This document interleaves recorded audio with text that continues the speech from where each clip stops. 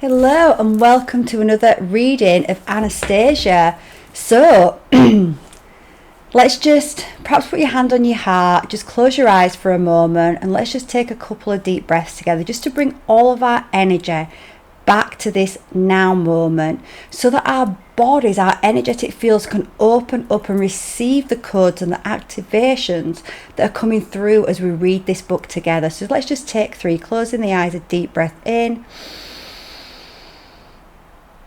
through the nose, and you can breathe out through the mouth and let go of all tension. And another deep breath in. This time breathe out through the nose with the mouth closed. And one final deep breath in.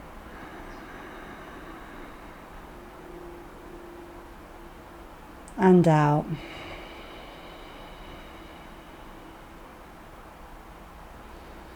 Okay, so just 3 breaths and you should start to feel more zen, more relaxed, more present. So let's just call in our guardian angels. Let's call in our angelic team of guides and helpers, all of the elementals, the dragons, the fae.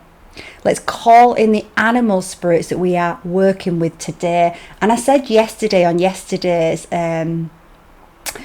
video that the spider had been really prevalent, and literally before sitting down again I've just seen one hell of a, okay, I'm exaggerating, probably more like that, a massive spider in the kitchen. And like I said, the spider really is about protection. It's also about abundance. It's about abundance for dedication and commitment. The spider is dedicated and committed to weaving that web.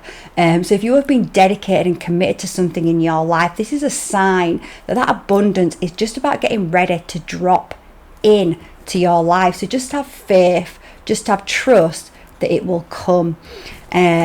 Okay, and I'm actually going to release a video about surrender, so I will link it to this because that might be relevant to you right now. I know it's very relevant to my life at this moment. So it will prepare everything by itself. I was still interested in knowing what Anastasia had to say about food. After all, she has a rather unique dietary regime, and so I asked, Anastasia, tell me how you think a person should feed himself. What should he eat? How often during the day, and in what amounts? Our world pays a great deal of attention to this question.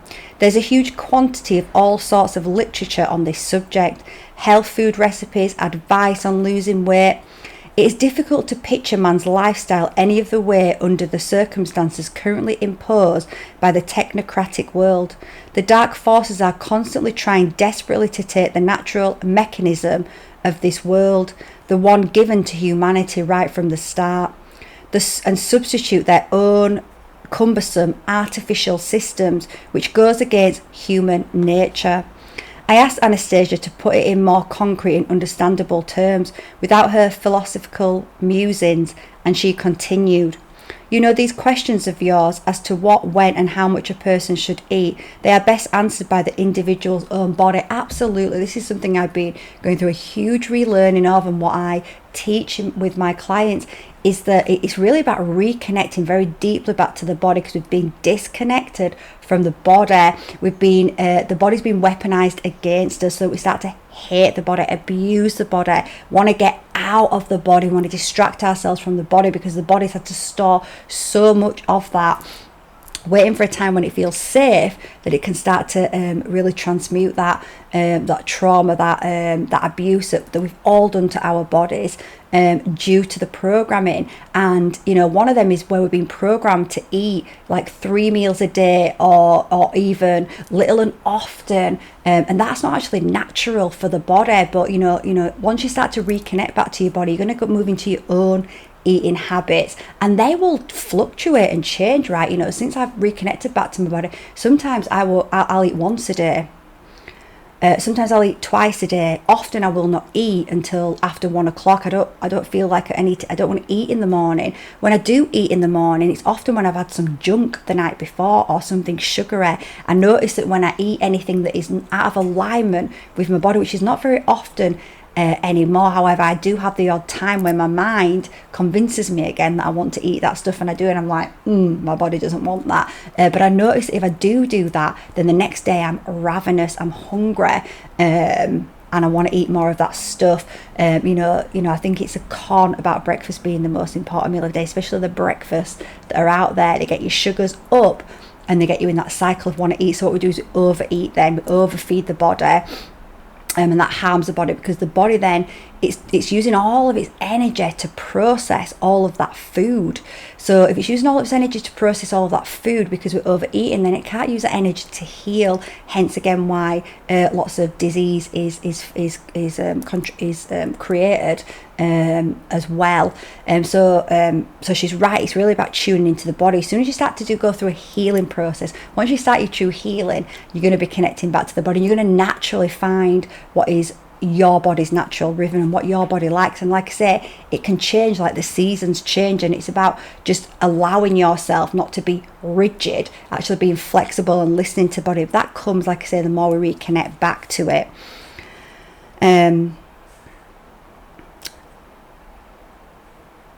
These questions of yours as to what, when and how much a person should eat, they are best answered by the individual's own body. The sensations of hunger and thirst are designed to send a signal to each particular individual, indicating when he should take in food. This precise moment is the right one for each person.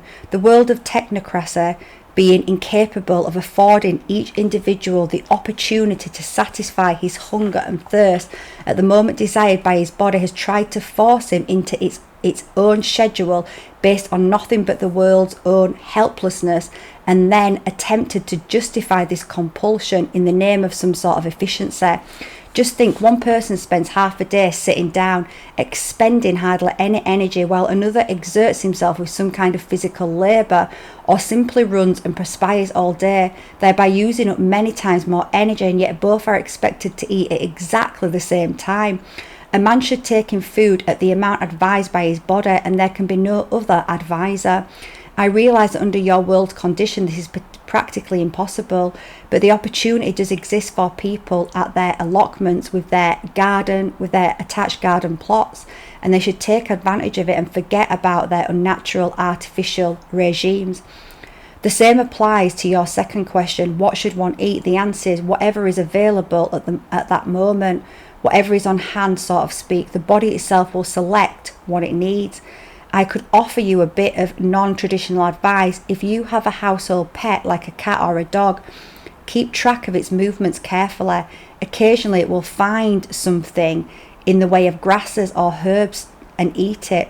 You should tear off a few samples of whatever it selects and add it to your diet.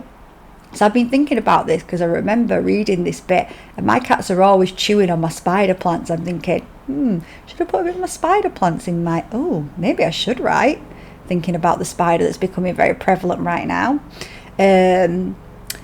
This is not something you have to do every day. Once or twice a week is sufficient.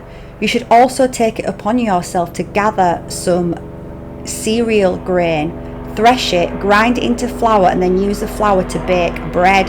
This is extremely important. Anyone consuming this bread even once or twice a year will build up a store of energy capable of awakening his inner spiritual powers. I forgot about that bit. Interesting. Not only calming his soul, but also exerting a beneficial influence on his physical condition. This bread can be shared with relatives and close friends. If shared with sincerity and love, it will have quite a beneficial influence on them all. It's very helpful to every individual's health to spend 3 days at least once each summer eating only what is grown in his garden plot, along with bread, sunflower oil, and just a pinch of salt. I've already described Anastasia's own eating habits. While she was telling me all of this, she would unwittingly tear off a blade of grass or two, put it in her mouth and chew it, and yeah, my cats are always eating grass, and offer me some too. I decided to give it a try. I can't say the taste was anything to write home about, but neither did it provoke any sense of distaste. It seems as though Anastasia has left the whole task of nourishment and life support to nature. She never allows it to interrupt her train of thought, which is always busy with some more important issue. Even so, her health is as remarkable as her outward beauty, of which it is an inseparable part. According to Anastasia, anyone who has established such a relationship with the earth and the plants on his own plot of land has the opportunity of ridding his body of absolutely every kind of disease. I absolutely believe that. Disease per se is the result of man distancing himself from the natural systems designed to take care of his health and life support. Absolutely. For such systems, the task of counteracting any disease presents no problem whatsoever, since this is their whole reason for being. However, the benefits experienced by people who have set up such information exchange contacts with a little patch of the natural world would go far beyond dealing with disease. Right, so we can see how far away from our natural way of being in community that we've been taken, because obviously with the world has been created in such a way that people are so busy, struggling so much just to survive, that people don't have time to do this stuff, right? People are exhausted. That's why the system has been created that way, and we have to take back our power little by little. So I say, it's about us coming back to nature little by little, just spending time in nature every day. It's so healing. At learning, you can get week 1 of my Reconnect free down below. It's an 8-week series. You're going to learn how to reconnect back to your body. You're going to start to learn how to, you're going to basically, what's the word?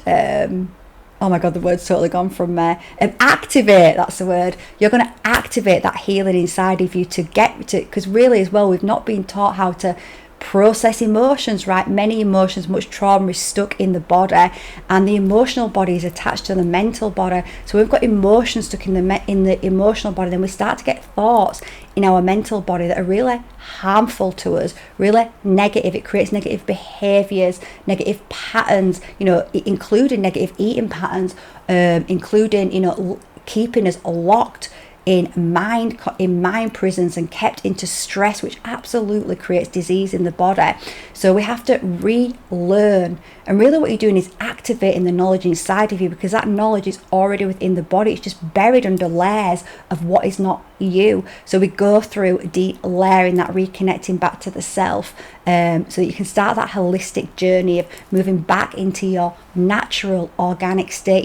She makes a point of saying here, this is not how man was designed. It's not how we were designed to live organically. There is an organic template for man.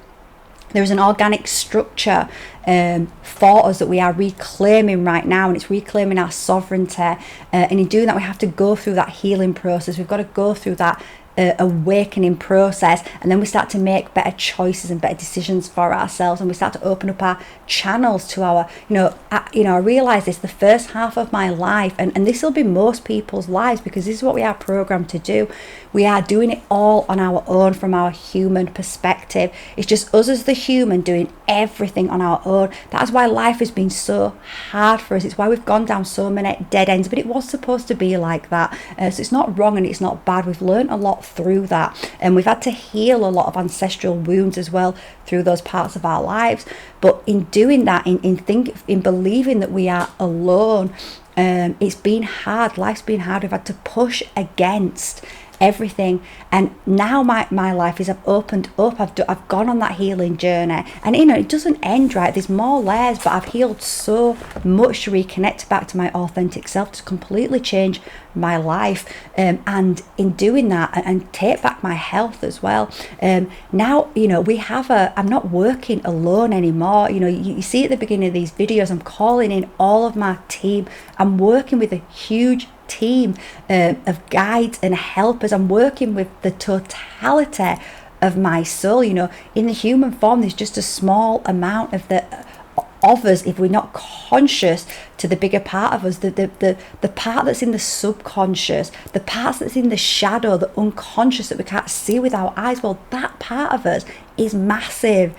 It's massive, and it created the body, and it's that magical. It came into the body, right? That part of us, it has the blueprint, it has the plans, it has the coordinates. It's been watching us for the first half of our life, going, I'm going to create this experience that's going to be really hard, and hopefully with this experience she's going to wake up, she's going to go in and she's going to realise she's got a team here and we can help her, right? So the shadow, the unconscious, does this to help us to wake up, because as soon as we start to wake up and consciously work with those parts of us, well, our life is going to change.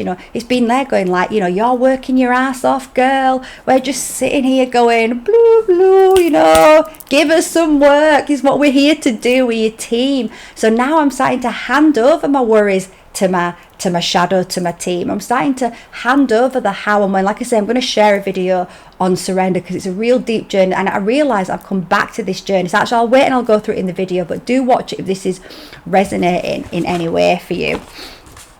Okay, so it's very helpful to each individual's health to spend 3 days or at least once each summer only eating what is grown in the garden plot. Oh, so I read that. Oh, I've read that. So we're on to the next chapter. So sleeping under one's star. I have already mentioned how animated Anastasia becomes when talking about plants and people who communicate with them. I thought that living in nature as she did, she might have studied nature alone, but she also possesses information about planetary relationships. She literally feels the celestial bodies. See for yourself what she has to say about sleeping under the stars.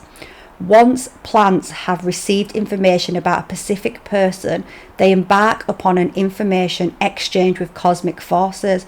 But here they are simpler intermediaries, carrying out a narrowly focused task involving one's fleshy body and certain emotional planes. They never touch the complex process which out of all the animal and plant world on the planet are inherent only in the human brain and on human planes of existence. Nevertheless, this information exchange they establish allows man to do what he alone can do, namely interact with the intelligence of the universe, or more precisely, to exchange information with this intelligence.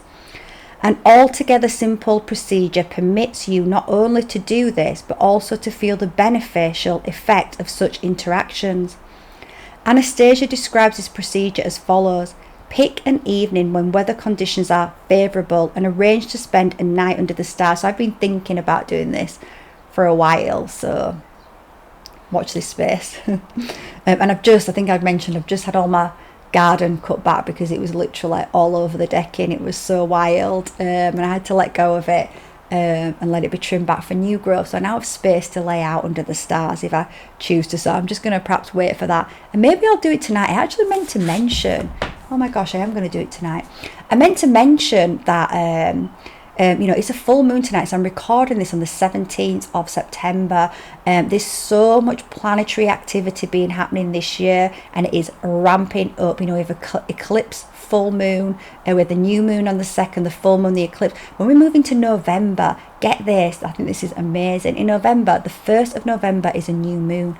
The 30th of November is a new moon. So the November is bookmarked with new moons. It's also the galactic celestial new year. There is so much happening in the planets right now. So last night I caught sight of the moon, right? So obviously it's the full moon tonight and the 17th, but obviously the few days before and after it's basically a full moon too.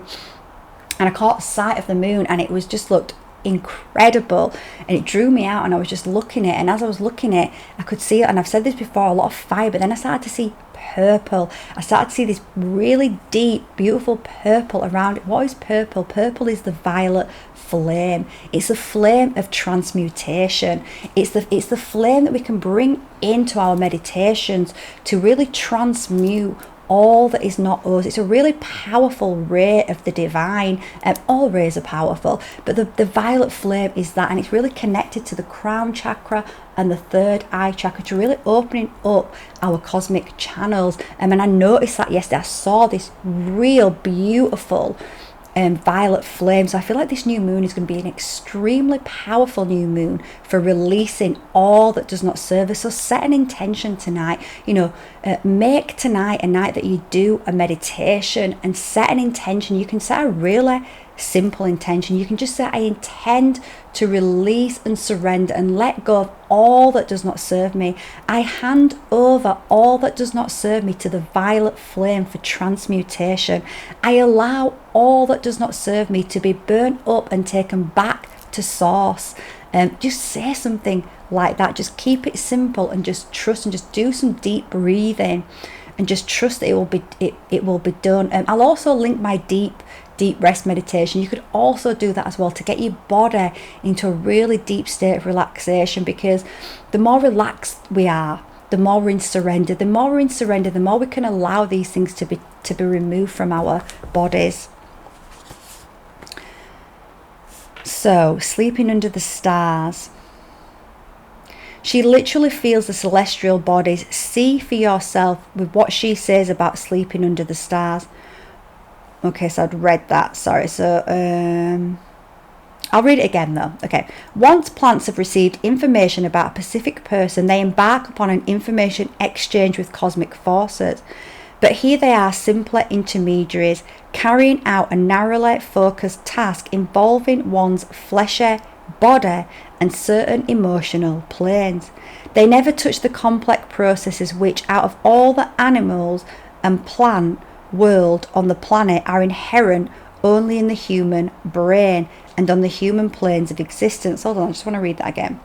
They never touch the complex processes which, out of all the animal and plant world on the planet, are inherent only in the human brain and on human planes of existence. Nevertheless, this information exchange they establish allows man to do what he alone can do, namely, interact with the intelligence of the universe, or more precisely, to exchange information with the intelligence. An altogether simple procedure permits you not only to do this, but also to feel the beneficial effects of such interactions. Anastasia described this procedure as follows. Pick an evening when weather conditions are favourable and arrange to spend the night under the stars. You should situate your sleeping place close to raspberries or currant bushes, and I have got a raspberry and a blackberry bush in my garden, so I feel like I've literally just created a space for me to do this at the perfect timing. You should situate, and if you don't have one, it doesn't matter, right? Of course, you work with what you've got. That's totally fine. It is how it is meant to be. You should situate your sleeping place close to raspberries or currant bushes, or to beds where cereal plants are growing. You should be there alone. As you lie, well, I might not be there alone. I might have my cat with me, probably.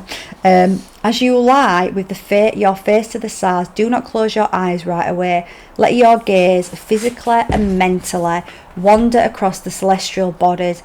Do not become tense whilst thinking about them. Your thought must be free and unencumbered. First, try to think about these celestial bodies which are visible to your eye. Then you can dream about what you treasure in life, about the people closest to you, people for whom you wish only good. Do not attempt to even think at this point about seeking revenge or wishing evil upon anyone, for that might have a negative effect on you. This uncomplicated procedure will awaken some of the many little cells dormant in your brain, the vast majority of which never wake even once during a person's whole lifetime. The cosmic forces will be with you and help you attain the realization of your brightest and most unimaginable dreams. Will help you find peace in your heart, establish positive relationships with your loved ones, and increase or call into being their love for you. It is useful to try repeating this procedure a number of times. It is effective only when carried out at the location of your constant contact with the plant world, and you will feel it yourself as early as the next morning. It is especially important to go through this procedure on the eve of your birthday.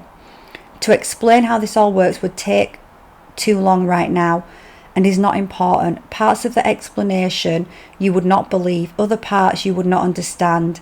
It can be discussed much more quickly and easily with people who are already trying it and feeling its influence on themselves, since the information once received and verified will facilitate the reception of any information that follows. Okay, well, I'm going to leave it there.